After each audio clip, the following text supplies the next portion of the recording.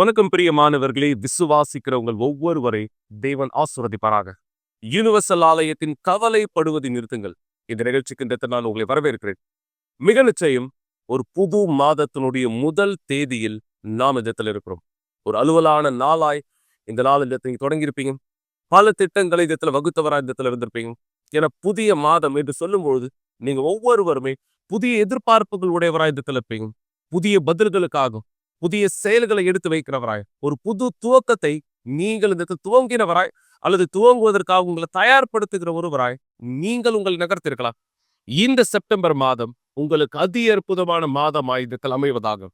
யாரெல்லாம் நீங்க தேவனுடைய வழிகளில் தேவனுடைய விருப்பத்தை பிரதானமானதா இந்த வைக்கிறீங்களோ, ஏன்னா அவரே முதலாவதா இந்த இருக்கிறார்.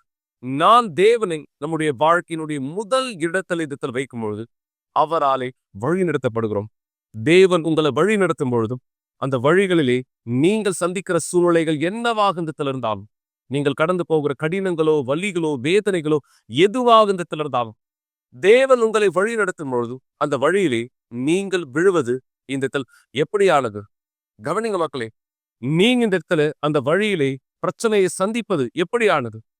நீங்க எப்படியான கடினங்களை எப்படியான ஒரு வலியை கடந்து போகிற ஒரு சூழ்நிலைக்கு தள்ளப்பட்டாலும் உங்களோடு கூட இருப்பது யார் என்பதை நினைவில் கொள்ளுங்கள். என தேவன் உங்களை அவருடைய ஆசீர்வாதங்களை, ஆம், தேவன் வாக்களிக்கப்பட்ட தேசத்தில் உங்களை கொண்டு போய் சேர்க்கிறவரா இந்த இருக்கிறார். இதுதான் சரியா? இஸ்ரவேல் ஜனங்களுக்கு இந்த நடந்தது நான் சொல்றேன், சரிங்களா? தேவன் மோசேயை பயன்படுத்துகிறார் வாக்களிக்கப்பட்ட தேசத்திற்கு அவர்களை கொண்டு போகும்படியாக. ஆனா ஒவ்வொரு முறை அவர்கள் கடினங்களை பிரச்சனைகளை தனக்கு முன்பாக இருக்கிறத பார்த்தபோது முணுமுணுக்கிறவராய் குறை சொல்கிறவரா இருந்தாங்க. ஆனா யார் ஒருவர் தேவனுடைய வார்த்தையை நம்பினார்களோ, யார் ஒருவர் தேவன் மீது தன்னுடைய விசுவாசமானதை இதத்தில் பச்சினவராய் இந்த இருந்தார்களோ, அவர்கள் சிறந்த பதிலை இதத்தில் பெற்றார்கள். நான் சொல்றேன், சரிங்களா? இது குறித்து தொடர்ந்து நாம பேசுவதற்கு முன்பாக ஒரு அருமையான சாட்சியானது இந்த பாருங்க. விசுவாசம் எப்படியான ஒன்றாய் இருக்க வேண்டும் என்பதை நீங்கள் புரிந்து கொள்ளும்படியாக. என சில நேரம் நீங்க உங்களுடைய பெருமையினாலே, கவனிங்க, உங்களுடைய பெருமையினாலே தேவனுடைய பல பதில்களை இழந்து போகிறவரா இந்த இருக்கிறீர்கள். இதுதான் சரியா? நீங்க சாட்சியில பார்க்க போகிற இந்த நபருடைய ஒரு சூழ்நிலையாக இருந்தது. எனக்கு எல்லாமே தெரியுன்ற ஒரு மனப்பான்மை, இந்த மனப்பான்மை பல மக்களை இது அழிவின் பாதைக்கு கொண்டு செல்கிறது. ஆனா தேவனிடத்துக்கு நாம் திரும்பும் பொழுது, தேவனுடைய விருப்பத்தை பிரதானப்படுத்தும் பொழுது அவர் எப்படி உதவி செய்வார் என்பதை நீங்களே புரிந்து கொள்ளக்கூடிய இந்த புது மாதத்தின் துவக்கத்தில் இந்த நபருடைய வாழ்க்கை மாற்றத்தினுடைய சாட்சி உங்களுடைய வாழ்க்கையை மாற்றுவதற்கான வழியாக இருக்கும்படி சாட்சியை பாருங்கள். பொழுதே எனக்கு பரிசுத்த ஆவியானவர் இருக்காருன்னு நான் நினைச்சேன். இன்னும் சொல்லப்போனா நான் ரொம்ப பரிசுத்தம் நினைச்சேன். நான் முழுமையா பரிசுத்த ஆவியால நிரப்பப்பட்டிருக்கேன். நான் ஆலயத்துல தான் பிறந்தேன், ஆலயத்துல தான் வளர்ந்தேன். ஆனா எனக்கு தெரியும் எனக்குள்ள ஒரு தவறானது இருக்குன்னு. ஆனா நான் அதை கண்டுபிடிக்க விரும்பல. எனக்கு மரிக்கிறத குறித்து ரொம்பவும் பயமானது இருந்தது. நரகத்துக்கு போறத குறித்து ரொம்ப பயம் இருந்தது. என் பேரு நயாரா மார்சே. என்னுடைய பெயர் மர்செலோ சாரிஸ். நான் ஒரு கிறிஸ்துவ குடும்பத்தை சார்ந்த பெண்ணாதான் வளர்ந்தேன். என் குடும்பத்துக்கு தேவனுடைய வார்த்தை தெரியும். என்னுடைய தாயார் என்னுடைய அண்ணனும் வெளிப்படுதல், தீர்க்க தரிசனம் இதெல்லாம் ரொம்ப நம்பினாங்க. ஆனால் வேதம் சொல்கிற மாதிரி எங்களுடைய வாழ்க்கையானது இல்லை. எனக்கு 15 வயசு இருக்கும்போது தான் மர்செலோ என்னுடைய கணவரை நான் முதல் முறை பார்த்தேன். அவர் என்னுடைய விசுவாசத்தை சார்ந்தவர் கிடையாது, அவர் அவிசுவாசி. ஆனால் நான் எங்கள் அம்மாவை தான் பின்பற்றிட்டு இருந்தேன். அவங்க 3 டைவர்ஸ் பெற்றவங்க. அவங்களுக்கு தேவனுடைய வார்த்தை தெரியும், உண்மை தெரியும். ஆனாலும் அந்த 3 உறவுலேருந்து அவங்களுக்கு எதுவுமே பிரயோஜனமாக இல்லை. அது எதுவுமே அவங்களுக்கு சம்மந்தப்படலை. அதே போலதான் நான் நினைச்சேன் நாங்க பொருத்தமானவங்களா இருப்போம். ஆனா என் வாழ்க்கையில எதுவும் சரியா வரல. இப்படிப்பட்ட ஒரு நபராக தான் நான் நயராவை சந்திச்சேன். பெண்கள் பின்னாடி சுற்றக்கூடியவனாக இருந்தேன், அதிகமா குடிக்கிறவனாக இருந்தேன். என்னுடைய மிகப்பெரிய பிரச்சனையே பெண்கள் தான். ஏன்னா நான் இவளோட சந்தித்துல ஏற்படுத்தக்கூடிய நபராக இருந்தாலும் இவளை விட்டுட்டு மற்ற பெண்களோட, சில நேரம் ஒன்னை விட அதிகமான பெண்களோட சுற்றக்கூடியவனாக இருந்தேன். ஒரு நாள் என்னுடைய தவறானதை நான் உணர்ந்து இவ தேவனுக்கு முன்னாடி எப்படி உண்மையா இருக்கான்றதை பார்த்து நானும் என்னுடைய வாழ்க்கையை மாற்றிக்கொள்ள தீர்மானம் எடுத்து ஆலயத்துக்கு வந்தேன். அந்த தருணத்துல தான் நாங்க ஆலயத்துல திருமணம் செஞ்சு கொண்டு இருந்தோம். அந்த தருணத்துல இவர் மனம் மாறி இருந்தாரு. நான் உண்மையாவே பார்த்தேன், அவர் உண்மையான தேவனுடைய மனுஷனா இருந்தாரு. இனிமேலும் ஏமாத்துறவரா இல்ல, எனக்கு ஒரு நல்ல கணவரா ஆனாரு. அந்த தருணத்துல தான் என்னுடைய கணவர் போதகருக்கு நெருக்கமா இருந்தாரு. நாங்க போதர்கிட்ட ஒரு வித்தியாசமான நடவடிக்கையை பார்த்தோம். அவர் சத்திய வார்த்தைகள் எல்லாம் கூற ஆரம்பிச்சாரு. ஒரு தருணத்துல பாஸ்டர் நான் எல்லாத்தையும் விட்டுட்டு போறேன்னு கூட சொல்லிட்டாரு. அவர் ஆலயத்தை விட்டு போயிட்டாரு. ஆலயத்தையும் மூடிட்டாங்க. நாங்கள் என்ன செய்யறதுன்னு தெரியாமல் இருந்தோம். இன்னும் சொல்லப்போனால் அந்த பாஸ்டர் இப்போ வேற எதையோ வணங்கிக்கிட்டு இருக்காரு. ஆனால் அந்த பாஸ்டர் எங்களுக்குள்ள ஒரு உண்மையான விசுவாசத்தை பார்த்ததுனால என் கணவர் இடத்துல பேசியிருந்தாரு. நீங்கள் ஏன் யூனிவர்சல் ஆலயத்துக்கு போகக்கூடாது, அங்கே ரொம்பவும் கவனமாக உங்களுக்கு வழிநடத்தல கொடுப்பாங்கன்னு சொல்லியிருந்தாரு. அப்போதான் என் கணவர் சொன்னார், வா நம்ம யூனிவர்சல் ஆலயத்துக்கு போகலான்னு. ஆனால் நான் அதை எதிர்த்து நின்று நான் வரலன்னு சொன்னேன். ஏன்னா எங்கள் 2 பேருக்குள்ளேயும் ஒரு விதமான கருத்து வேறுபாடு இருந்தது. ஆனால் அவர் யூனிவர்சல் ஆலயத்துக்கு போன பிற்பாடு அவர் விசுவாசத்தை உடனடியாக புரிஞ்சுக்கிட்டாரு. நான் அதை புரிஞ்சுக்கல. ஏன்னா என்னால் புரிஞ்சுக்க முடியும், அவர் விசுவாசத்தில் தூய்மையாக இருந்தார். அதனால தேவனுடைய வார்த்தையை கேட்ட பிற்பாடு அவரால் மனம் மாறுறதுக்கு எளிமையாக இருந்தது. முன்பாக பணத்தை குறித்து மட்டும் தான் பேசுவாங்க. ஆனால் இங்கே பிஷப் மசேதோ ரட்சிப்பை குறித்து பேசினாரு. அதை அவர் புரிந்து கொண்ட காரணத்தினால சீக்கிரமாவே தேவனிடத்துல அவருடைய வாழ்க்கையை அர்ப்பணிச்சாரு. ஆனா என்னால அது முடியல. நான் தொடர்ந்து எதிர்த்துட்டு இருந்தேன். எனக்குள்ள நிறைய கேள்விகள், சந்தேகங்கள், மத ரீதியா இருந்தேன். நானே எனக்கு போதிச்சுக்கிட்டேன். பாஸ்டர் அங்க வேற ஒண்ணு போதிப்பாரு, ஆனா நான் எனக்குள்ள கேள்வி கேட்டுட்டு எனக்கு நானே போதிச்சுப்பேன். நான் நினைச்சேன் எனக்கு பரிசுத்த ஆவியானவர் இருக்காரு, நான் ரொம்ப பரிசுத்தமா இருக்கேன்னு. ஏன்னா நான் ஆலயத்துல பிறந்தேன், ஆலயத்துல வளர்ந்தேன், எனக்கு இயேசுவை பத்தி தெரியும். நான் மற்ற ஆலயத்தில் இருக்கும்போது அந்நிய பாஷையெல்லாம் பேசியிருக்கேன். அதனால நான் நினைச்சேன் நான் முழுமையா பரிசுத்தாவினால நிரப்பப்பட்டிருக்கேன். நான் நினைச்சேன் நான் தேவனுடைய மகளா இருக்கேன். ஆனா உண்மையில அது இல்லை. இன்னும் சொல்ல போனா எனக்கு திருமணமான பிற்பாடு என்னுடைய வாழ்க்கையை, என்னுடைய கணவருடைய வாழ்க்கையை நான் ரொம்ப கடினமாக்கிட்டேன். எனக்குள்ள இருந்த பொறாமையினால, எனக்குள்ள சேர்த்து வச்சிருந்த பொறாமையினால அவரை அழிச்சிட்டேன். இது எல்லாமே எனக்குள்ளாக நான் இருந்தது. வீட்டுக்கு வரும்போது சில நேரம் இவருடைய முகம் வெறுப்பா இருக்கிறது போல நான் பார்ப்பேன். என்ன நடக்குது, ஏது நடக்குதுன்னு எனக்கு தெரியாது. நானே யோசிக்க வேண்டியதா இருக்கும், என்ன போயிட்டு இருக்கலாம் அப்படின்னு பாஸ்டர் சொல்லிட்டு. எப்ப இஸ்ரவேல் சிறப்பு நிகழ்ச்சியை பத்தி பேசுறாரோ நான் அதை வெறுப்பேன். அந்த பாஸ்டரையும் வெறுப்பேன். நான் இஸ்ரவேல் சிறப்பு நிகழ்ச்சியை ஏற்றுக்கொள்ள மாட்டேன். அவர் எப்பெல்லாம் இஸ்ரவேல் சிறப்பு நிகழ்ச்சியை பத்தி பேசுறாரோ, எழுந்திரிச்சு நிக்க சொல்லும் பொழுதோ நான் எழுந்திருக்கவே மாட்டேன். நான் கர்ப்பமா இருக்கும்போது இது ஒரு நல்ல காரணம்னு நினைச்சு அவர் சொல்லும் போது நான் எழுந்திரிச்சு நிக்கவே மாட்டேன். நான் சொல்றதுதான் கரெக்ட், நம்ம பெருமையா இருக்கணும், நான் மட்டும்தான். நான் மேலும் நினைச்சேன் நான் தேவனுடைய மகளா இருக்கேன்னு.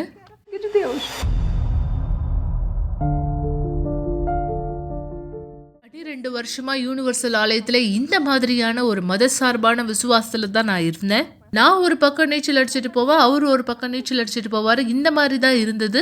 அதன் பிற்பாடு நாங்கள் ஒரு வியாபாரத்தை ஆரம்பித்தோம். அதில் ஓரளவு வியாபாரத்தில் முன்னேற்றம் இருந்தது. ஆனால் நாங்கள் முழுமையான முன்னேற்றத்தையும் லாபத்தையும் பார்க்க முடியல. ஏன்னா நான் மத சார்பாக இருந்த காரணத்தினால. இதுதான் என்னுடைய ஆசீர்வாதத்தை காலதாமதம் பண்ணிச்சு. நான் எதையாவது உணரணும்னு நினைப்பேன். நான் முன்பாக இருந்த ஆலயத்தில் ஏதாவது உணரணும், அதை நான் பரிசுத்தாவியானவரோட ஒப்பிட்டு பார்த்தேன். ஒரு நாள் என்னுடைய கணவர் பரிசுத்தாவினால வழிநடத்தப்பட்டு என்கிட்ட சொன்னாரு, நீ எல்லாத்தையும் பண்ணலாம், பிரயோஜனம் இல்லை, ஆனா எல்லாத்தையும் பண்ணி நீ பரிசுத்தாவி பெறலன்னா அதுல எந்த பிரயோஜனமும் இல்லைன்னு சொன்னாரு. அந்த தருணத்துல நான் புரிஞ்சுக்கிட்டேன், எனக்கு பரிசுத்தாவியானவர் இல்லை. நான் உண்மையாவே எல்லா மத சார்பையும் எடுத்துட்டு நேர்மையா இருக்கணும். ஆமா, எனக்கு பரிசுத்தாவி இல்லைன்னு நான் விரல் நீட்டி சொன்னேன். நான் அவரை தேட போறேன்னு சொன்னேன். நான் அவரை தேட ஆரம்பிச்சேன். அந்த தருணத்துல இஸ்ரவேல் சிறப்பு நிகழ்ச்சியானது வந்தது. முதலாவது நான் மத சார்பா இருக்கிறத கைவிட்டேன், நான் யாரா இருக்குங்கிறத கைவிட்டேன். அதன் பிற்பாடு நான் என்னோட எல்லாவற்றோட போனேன். என் வீட்டுல இருந்த பொருட்களை வித்தேன். என் வீடு காலியா இருந்தது. நாங்க தரையில தான் தூங்கணும். என்னுடைய உடைகளை வித்துட்டேன். நாங்க தியாகத்தை தயார்படுத்திட்டு இருந்தோம். மேலும் சரீரபூர்வமான தியாகத்தை கூட எனக்கு நல்ல ஞாபகம் இருக்கு. நான் தரையில படுத்திருப்பேன், ஆனா தரையில உட்காந்துட்டே நான் பரிசுத்தாவி தேடி இருக்கேன். நான் எழுந்து நடுராத்திரில தேடுவேன். இதுதான் என்னுடைய பொறுத்தனையா இருந்தது. நான் அவரை பெற்றுக்கொள்ளணுங்கிறதுக்காக அந்த நாளானது வந்தது. அந்த தருணத்துல நான் நயாராவை பீடத்தின் மீதாக வச்சேன். அந்த மத சார்பை வச்சேன். அந்த போலித்தனமான நயாராவை கொண்டு போய் பீடத்தின் மீது வைத்தேன். இதுதான் என்னுடைய விண்ணப்பமாகவும் இருந்தது. ஆண்டவரே, உங்களுடைய ஆவி என் மீதாக வரணும். நான் பீடத்துல இருந்து திரும்பும் பொழுதே நான் பலமா உணர்ந்தேன். நான் தொடர்ந்து பரிசுத்தாவி தேடிட்டு இருந்தேன். நான் வித்தியாசத்தை உணர ஆரம்பிச்சேன். ஒரு நாள் நான் வீட்டுல தனிமையில இருக்கும்பொழுது வேற யாருமே இல்லைங்க. நான் தேவனிடத்துல பேசினேன், ஆண்டவராகிய இயேசுவே, நீங்க இந்த இடத்துக்கு வரும்பொழுது கடினமான வார்த்தையினால மக்கள் இடத்துல பேசுனீங்க. பல மக்கள் அதை ஏத்துக்கல, அவங்க இதை விரும்பல, அவங்க போயிட்டாங்க. நீங்களும் மேலும் சீஷர் இடத்துலயும் இதை கூர்னீங்க. நீங்களும் போக விரும்புறீங்களான்னு கேட்டீங்க. அப்ப பேதுரு சொல்லியிருந்தாரு, ஆண்டவரே, நீங்க மட்டும்தான் நித்திய ஜீவனை கொடுக்கக்கூடிய வார்த்தையா இருக்கீங்கன்னு.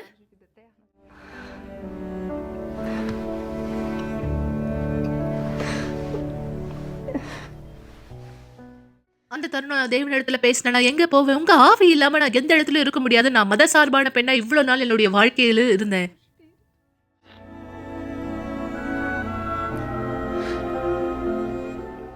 நான் என்ன அழுது அந்த இடத்துல தேவன் இடத்துல எல்லாவற்றையும் ஊற்றுனேன். அதன் பிற்பாடு நான் அழறத நிறுத்தினேன். எனக்குள்ள சமாதானம் இருந்தது. அதன் பிற்பாடு நான் யூனிவேர் ஆப்ல நான் போதனையை கேட்டுட்டு இருந்தேன். பிஷப் ரெனாட்டோ தான் பேசிட்டு இருந்தாரு.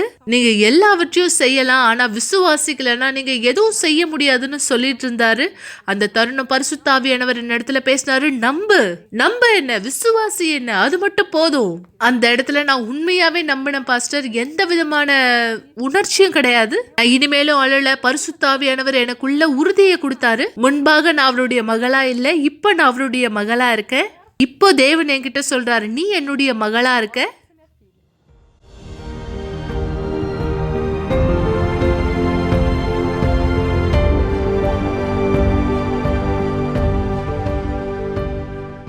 ரெண்டாயிரத்தி 19 எனக்கு பரிசுத்த ஆவியானவர் கிடைச்சாரு.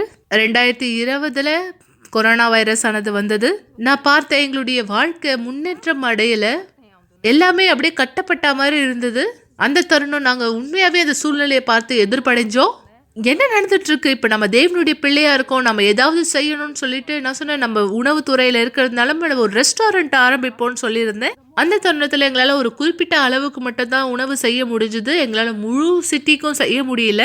அந்த தருணம் உணவு கட்டுப்பாடு இருந்ததுனால, கொரோனா வைரஸ்ங்கிறதுனால எங்களால முழுமையா எதுவும் செய்ய முடியல. வாடகை செலுத்த முடியல. ரொம்ப கடினமா இருந்தது. அந்த பிற்பாடு தான் நாங்க ரெஸ்டாரண்ட் ஓபன் பண்ணோம். அந்த தருணம் என்னுடைய கணவர் சொன்னார், நம்ம ஓப்பன் பண்ணோம்னா நமக்கு காசு வேணுமே, நம்ம இடத்துல எதுவுமே இல்லையே. ஏன்னா எங்ககிட்ட உண்மையாவே காசு இல்லை. எப்படி நம்ம காசு இல்லாம எப்படி ரெஸ்டாரண்ட் ஓப்பன் பண்றதுன்னு யோசிச்சுட்டு இருந்தோம். வருமானம் வரல, எந்த ஒரு லாபமும் இல்லை, எங்கள் இடத்துல பணமும் இல்லை. இந்த மாதிரி ஒரு வருஷம் கடந்து போனோம். அதன் பிற்பாடு இஸ்ரவேல் சிறப்பு நிகழ்ச்சி வந்தது. அந்த இடத்துல நாங்க எங்களோட முழுமையோட போனோம். அந்த நேரத்துல ஒரு நபர் ஒரு அருமையான இடத்தை பத்தி பேசினாங்க, ஒரு ரெஸ்டாரண்ட் திறக்கிறதுக்காக. அவங்க சொன்ன இந்த இடமானது மிக அருமையான இடம். ஏன்னா அந்த இடத்த பத்தி எனக்கு தெரியும், ஆனா நான் ஒரு பொழுது அங்க போனது கிடையாது. ஆனா நான் போய் பார்த்த அந்த இடத்துல, அந்த இடம் எனக்கு பிடிச்சிருந்தது. ஒரே வாரத்துல அந்த இடத்துல ரெஸ்டாரண்ட் திறக்கிறதுக்காக நாங்க வழிகளை உண்டாக்கணும். ரெஸ்டாரண்ட் திறக்கிறதுக்கான இடத்தையும் பெற்றுக்கொண்டோம்.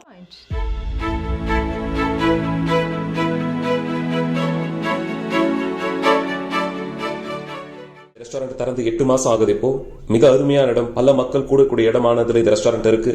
மிக சிறந்த ஒரு இடம் அகதுரேஸ் அப்படின்ற ஒரு பகுதியில மக்கள் இந்த இடத்துல ஒன்று கூடிய இடமாக, கப்பல் துறைமுகமாக, பல கப்பல்கள் இந்த இடத்துல வந்து நிற்கக்கூடியதாக, ரெஸ்டாரண்ட்டுக்கு முன்பாகவே பல கப்பல்கள் வந்து நிற்கக்கூடிய ஒரு மிக அருமையான இடத்துல இப்ப எங்களோட ரெஸ்டாரண்ட் இருந்திருக்கு. இன்னைக்கு நாங்க தேவனுக்கு மகிமை செலுத்துறோம். ஏன்னா நாங்க வெற்றிக்குரியவங்களா இருக்கோம். இப்ப நாங்க வளர்ச்சி அடைஞ்சிட்டு இருக்கோம். முன்பாக நாங்க ஒரு சின்ன குறிப்பிட்ட இடத்துக்கு தான் செஞ்சுட்டு இருந்தோம். இப்ப முழு சிட்டிக்கும் எங்களால செய்ய முடியும். 18 வருஷமா நடக்காத விஷயம் இப்ப நடந்துகிட்டு இருக்கு.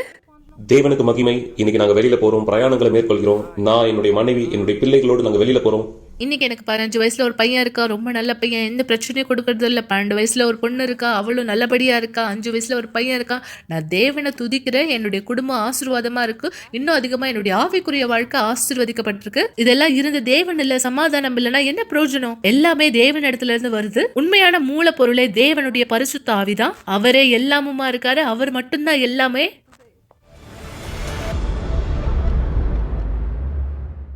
நல்லது மக்களே, இந்த நபருடைய சாட்சி உங்களுக்கு இந்த தெளிவுபடுத்தியிருக்கும். தேவன் அவர் இந்த இடத்துல வழி நடத்துதலை கொடுக்கிறவராய் இருக்கார். நாம் அந்த வழி நடத்துதலில் நம்மை நடத்துகிறவராய் இந்த இடத்துல இருக்கிறோம். ஆனா பெருமையினுடைய ஆவி உங்களுக்குள்ளாக இந்த இடத்துல நுழைந்து, அந்த பெருமை உங்களுக்கு எல்லாமே தெரியும் அப்படின்ற ஒரு சூழலை ஏற்படுத்தும் பொழுது அங்குதான் பல மக்களுடைய வீழ்ச்சி தொடங்குகிறது. இதுதான் சரியா இஸ்ரவேல் ஜனத்தினுடைய மிகப்பெரிய பிரச்சனையானதா இந்த இடத்துல இருந்தது. நான் முன்பு சொன்னது போல பல கடினங்கள், பல தடைகள், பல சூழ்நிலைகள் அவர்களுக்கு முன்பாக இந்த இடத்துல இருந்தது. ஆனா மக்கள் மறந்துட்டாங்க அவர்களை வழி நடத்துவது யார் என்பதை குறித்து. தேவன் உங்களை வழி நடத்தும் பொழுது அவர் உங்களை இக்கட்டுகளிலே கைவிடுவாரா? தேவன் உங்களை வழி நடத்தும் பொழுது அவர் அந்த துன்புறுத்தல்களில் நீங்க இந்த இடத்துல விழும்படியா அனுமதிப்பாரா?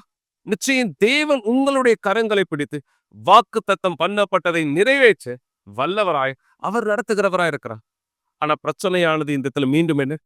உங்களுடைய பிரச்சனையானது என்ன? ஏன் பல மக்கள் நீங்க இன்னும் பதில் பார்க்க முடியாதவர் ஊராய் இந்த இருக்கீங்க?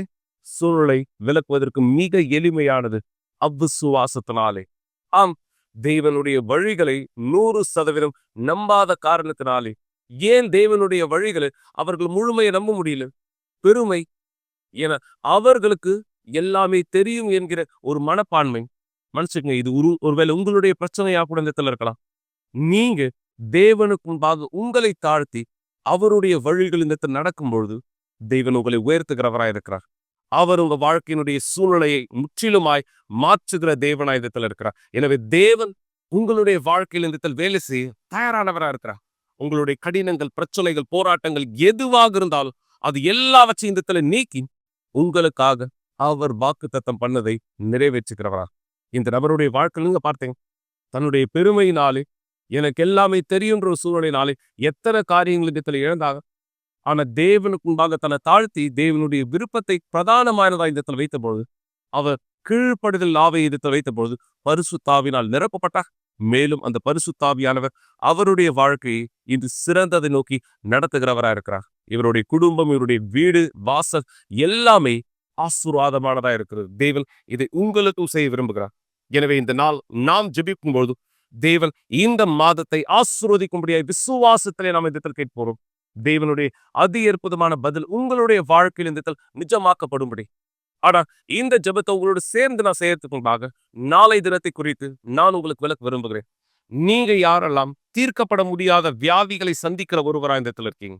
ஒருவேளை நீங்க சொல்லலாம், பாஸ்டர், பல பிரச்சனைகள் மத்தியிலே இந்த வியாதி இன்னொரு பிரச்சனையா, அல்லது இந்த வியாதி எனக்கு பிரதான பிரச்சனையா இருக்கிறது. நான் எவ்வளவு சிகிச்சை எடுத்தாலும் சரியில்லை, நான் எவ்வளவு முயற்சி எடுத்தாலும் இன்னும் இந்த வியாதியினால் நான் பாதிக்கப்பட்ட ஒருவனாய் இந்த இருக்கிறேன். எனவே இந்த நாளை குணமாக்குதலுக்கான நாளாய் தேவனுடைய ஆரோக்கியத்தை நீங்கள் பெற்றுக்கொள்ள விசுவாசத்தில் இந்த குணமாக்குதலை அறிக்கை செய்ய போகிறோம். நீங்க யாரெல்லாம் விசுவாசிக்கிறீர்கள், நாளை நம்முடைய ஆலயத்தின் கூட்டங்களில் வரவேற்கப்படுகிறீர்கள். இப்படியாக விசுவாசத்தை பயன்படுத்தி தேவனுடைய குணமாக்குதலை பார்த்த இந்த நபருடைய சாட்சியை கவனிங்க. பிற்பாடு இந்த மாதத்தை தேவன் ஆசீர்வாதமானதாய் மாற்ற ஜெபத்திலே ஒன்றிணையலாம்.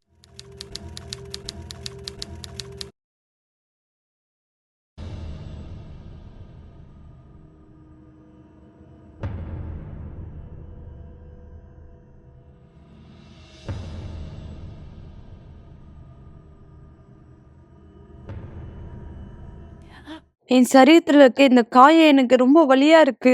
என் முழு சரீரமும் ஒரு மிஷின்குள்ளாக சுத்துறது போல இருக்கு.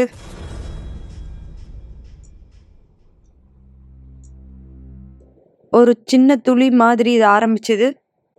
ஒரு சின்ன புண்ணு உடம்பு ஃபுல்லா அரிக்கிற மாதிரி இது ஆரம்பிச்சது. நான் தோல் சம்பந்தப்பட்ட மருத்துவர் இடத்துல போனேன் என்னுடைய சிகிச்சைக்காக.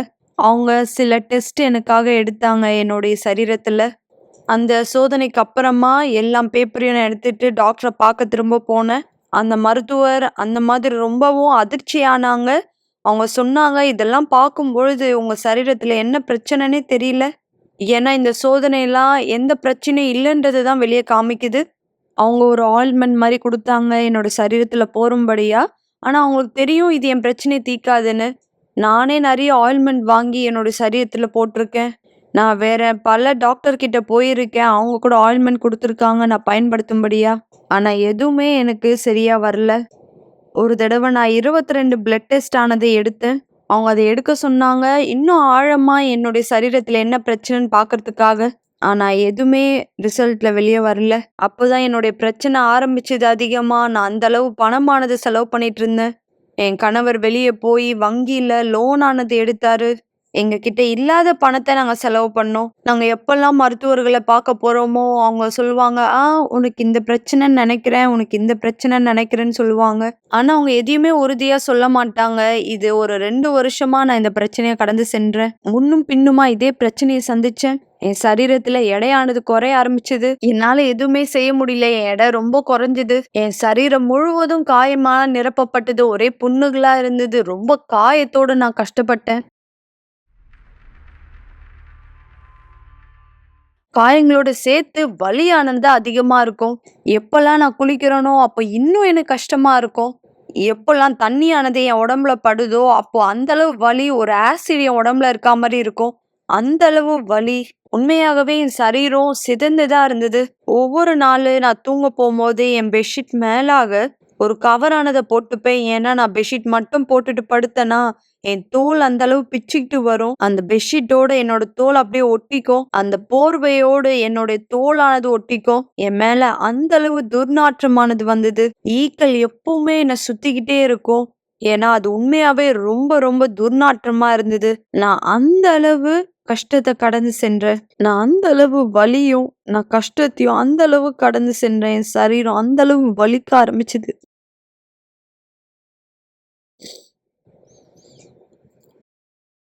ஒரு நாளும் நான் யோசிச்சதில்ல நான் இதை கடந்து செல்வேன்னு. ரொம்ப கஷ்டம்.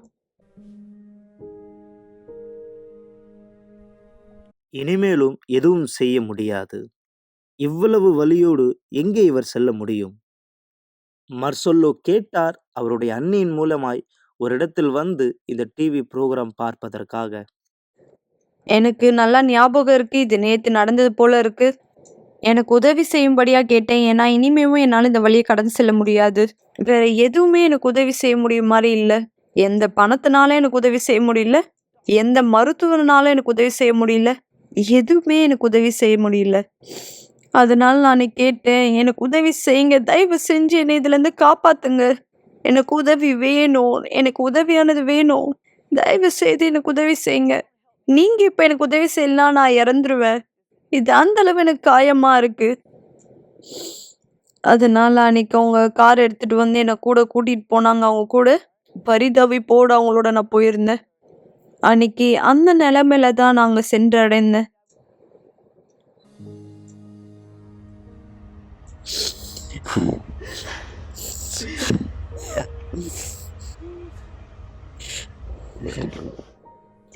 உங்க கஷ்டம் ரொம்ப பெருசா இருக்குல்லம்மா. இந்த சூழ்நிலை மாறும். அங்கதான் ஒரு தேவனுடைய மனுஷன் வந்தார். எனக்கு ஒரு சவாலானதை கொடுத்தார். அவர் சொன்னார், நான் இந்த சவாலை செஞ்சு நான் குணமாக்குதலானதை பார்க்கலன்னா என் சரீரத்துல இருக்க எல்லா வியாதியும் அவருக்கு மாற்றப்படும். அவருடைய வேதாகமத்தை அவர் கொண்டு வந்தார். அவர் தேவனுடைய வார்த்தையை திறந்தார். அவர் உறுதியானதை கொடுத்தார், நான் குணமாக்கப்படுவேன்னு. அந்த நாள் நான் தேவனுடைய பீடத்து மேல போனேன். ஏன்னா எனக்கு உதவியானது தேவையா இருந்தது. அன்னைக்கு நான் பீடத்து மேல போகும்பொழுது என் உறவினர் என்னோட இருந்தாங்க உதவி செய்யறதுக்கு. ஆனா நான் சொன்னேன் இல்ல. நான் எப்போ பீடத்துல இருந்து கீழே இறங்கினோ எனக்கு ரொம்ப கஷ்டமா இருந்தது. ஆனா எனக்குள்ளாக உறுதி இருந்தது, தேவன் ஏற்கனவே இருக்கார் எனக்கு உதவி செய்ய. என்னோட குணமாக்குதல வேலை செஞ்சிட்டு இருக்கார். அன்னைக்கு நான் திரும்பவும் வீட்டுக்கு போய் நல்ல உறக்கத்தை பெற்றுக்கொண்டேன். அந்த நாள் தொடங்கி நான் வித்தியாசமான நபரா மாறினேன். நான் சிறப்பு நிகழ்ச்சியில கலந்துக்கிட்டேன். ஒவ்வொரு ஞாயிற்றுக்கிழமையும் நான் என் விசுவாசத்தை பயன்படுத்தினேன். நான் அபிஷேகப்பட்ட தண்ணியை பயன்படுத்தினேன். நான் அந்த தண்ணியை குடிப்பேன். என் விசுவாசத்தை பயன்படுத்தினேன். என் விசுவாசத்துல முன்னோக்கி போனேன். என் காதுக்குள்ளாக போற ஒவ்வொரு தேவனுடைய வார்த்தையும் என் குணமாக்கலுக்கான மருந்தா இருந்தது.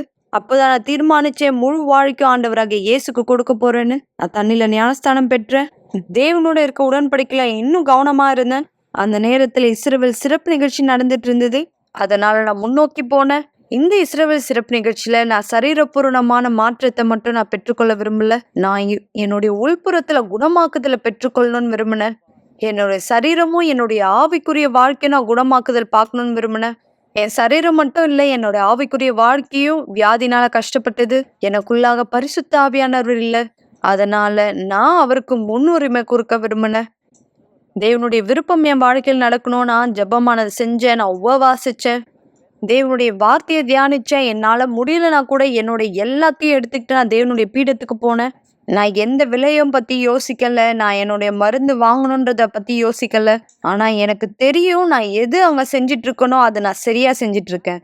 நான் என்னுடைய என்பளப்பானதை பீடத்து மேல வச்சேன். அந்த தொகையோட வச்சேன். அதுதான் என்னுடைய தியாகம்.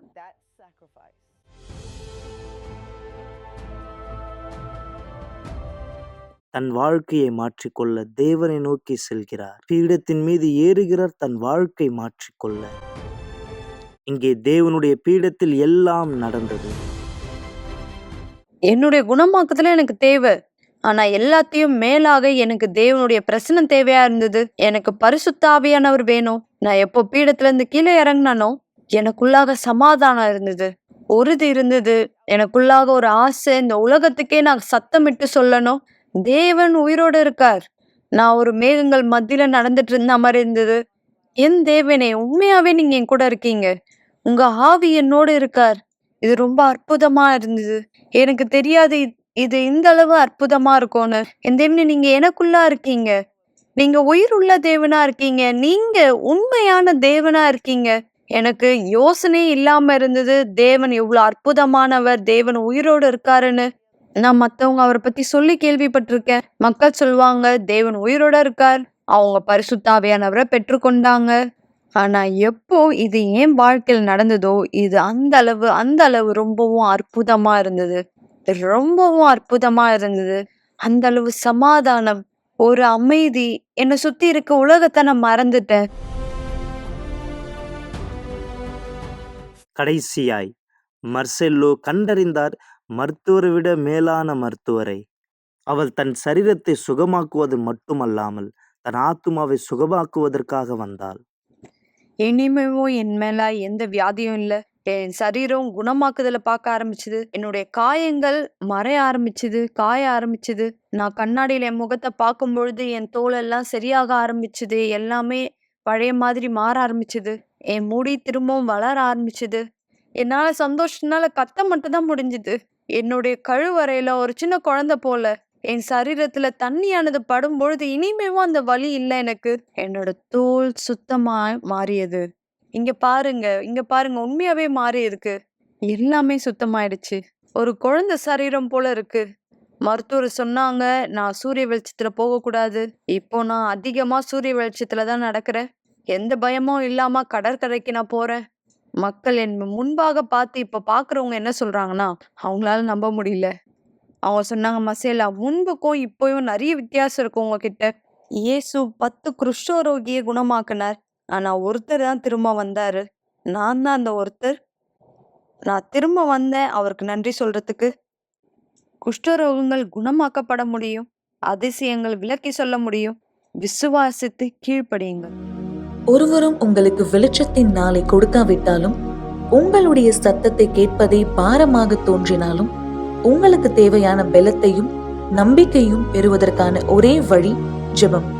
தயவு செய்து உங்களுடைய கண்களை மூடியிருங்கள். இது ஜெபத்தின் நேரமா இருக்கிறது. எங்கள் ஆண்டவராகிய இயேசுவே, என் தேவாவியானவரே, இதோ இந்த நேரம் இந்த மக்கள் யாரெல்லாம் நிகழ்ச்சியை பார்த்து கொண்டிருக்கிறார்கள், இந்த மக்கள் உம்முடைய வல்லமையினாலே ஆசீர்வதிக்கப்பட விருப்பத்தை உடையவராயுதத்தில் இருக்கிறார்கள். ஆனால் எங்கள் தேவனை எங்கள் ஆண்டவராகிய இயேசுவே, இந்த விருப்பம் நிறைவேற்றப்படுவதற்கு இவர்கள் உண்மை முதலாவதாயுதத்தில் வைக்க வேண்டும். இதுதான் என் தேவனை, இந்த மாதத்தினுடைய ஆசீர்வாதங்களை நாங்கள் பெற்றுக் கொள்வதற்கான வழியானதா இருக்கிறது. எனவே இந்த நேரம் இந்த மக்களுடைய எண்ணங்களை தெளிவடைய செய்ய கேட்கிறேன். இந்த மக்களுடைய வழிகளை உன்னுடையதா இந்த மாற்ற கேட்கிறேன். இவர்களுடைய வாழ்க்கை மீது உன்னுடைய திட்டமானதை நீர் இந்த நிச்சயமாக்குவீராக. எங்கள் இயேசுவே, எங்கள் தேவாவியானவரை, எல்லா விதமான பலகீனங்களை, எல்லா அசுத்தங்களை, எல்லா இருளின் வேலைகளை இந்த விலக்கி உம்முடைய சர்வ வல்லமையான கரத்திற்கு இவர்களது வாழ்க்கை இந்த வழி நடத்த கேட்கிறேன். இந்த புது மாதத்தினுடைய துவக்கத்திலே தேவனே, நாங்கள் எல்லாவற்றையும் உடைய கைகளில் ஒப்படைக்கிறோம். எது உடைய கரத்திற்கு இந்த அர்ப்பணிக்கப்படுகிறதோ அதை நீர் இந்த ஆசீர்வதிக்கிற தேவனாய் இருக்கிறீர். ஆம் தேவனே, இதோ இந்த மாதத்தை ஆசீர்வாதமான மாதமாய் திருக்கும். இவர்கள் செய்ய போகிற வேலைகளுக்கோ, இவர் செய்ய போகிற வியாபாரங்களுக்கோ, அல்லது இவர் புதிதாய் தொடங்க போகிற திட்டங்களுக்கோ, திருமணங்களுக்கோ, என் தேவனை தன்னுடைய வாழ்க்கையினுடைய எந்த செயலை இவர் பதிலாய் பார்க்க விரும்புகிறாரோ, இந்த செயல்களில் உம்முடைய வல்லமையின் பலனை இவர்கள் தங்கள் வாழ்க்கை மீது பார்க்கணும். இந்த மக்களுடைய வாழ்க்கை வழியை ஆசீர்வதிக்கிறேன், உன் கைகளில் ஒப்படைக்கிறேன். எங்கள் தேவனும் சர்வ வல்லவருமா இருக்கிற ஆண்டவராகிய இயேசு கிறிஸ்துவின் நாமத்தினால் பரிசுத்த ஆவியானவரே உதவி செய்து வழி நடத்துகிறாங்க. இயேசுவின் நாமத்தினால் இந்த மாதம் ஆசீர்வாதமான மாதமாய் திரும்பட்டும். உங்கள் செயலை செய்யுங்கள், தேவனுடைய பதிலை பெறும்படி இயேசுவின் பெயரால் ஆமென். தேவன் உங்களோடு கூட இருக்கிறார். தவற விடாதீர்கள். இந்த மாதம் ஆசீர்வாதத்தினுடைய மாதமா இருக்கும். நாளை குணமாக்கலுக்கு, ஆனா குறிப்பாய் இந்த வெள்ளிக்கிழமை நாம் செய்ய போகிற செயல் 6வது வெள்ளிக்கிழமையாய் விசுவாசத்தில் மீண்டும் இந்த அசுத்தங்களை கட்ட இணைய போகிறோம். எனவே தவற விடாதீர்கள், எங்களோடு கூட இணைந்திருங்கள். தேவன் உங்களை ஆசீர்வதிப்பாராக. வெள்ளிக்கிழமை எல்லா அசுத்தங்களை கட்ட சொல்லப்பட்டது. ஒரு தூதுவன் பாதாளத்தின் திரவக்கோலையும் பெரிய சங்கிலியையும் தன் கையிலே பிடித்து கொண்டு வானத்தில் இறங்கி வர கண்டேன். சாத்தான் என்று சொல்லப்பட்ட பழைய பாம்பாகிய வலுசர்பத்தை அவன் பிடித்து கட்டி வைத்தான். சிலர் கெட்ட பழக்கத்தினால் கட்டப்பட்டிருக்கிறார்கள். வேறு சிலர் அன்பின் வாழ்க்கையிலேயோ அல்லது சாபத்தினாலேயோ கட்டப்பட்டிருக்கிறார். மற்றும் வேறு சிலர் பண வாழ்க்கையில் கட்டப்பட்டிருக்கிறார்கள். மற்ற சிலர் வியாதினால் கட்டப்பட்டிருக்கிறார்கள். அல்லது தன் வாழ்க்கை முழுவதும் ஆலயத்தின் தூதுவனாய் போதகருக்கு அதிகாரம் கொடுக்கப்பட்டிருக்கிறது எல்லா அசுத்தங்களை கட்ட துரத்த. 13 வெள்ளிக்கிழமை இந்த அதிகாரத்தை பயன்படுத்தி உங்களை விடுதலை செய்ய மற்றும் பிசாசின் திட்டங்களில் இருந்தும் ஒரு வெள்ளிக்கிழமையும் சங்கிலியின் விண்ணப்பத்தை பெற்றுக்கொள்வீர்கள். அதிலே உங்கள் பிரச்சனை எழுதி வெள்ளிக்கிழமை கொண்டு வாருங்கள். உங்கள் அருகாமையில் இருக்கக்கூடிய யுனிவர்சல் ஆலயத்தில் கலந்து கொள்ளுங்கள்.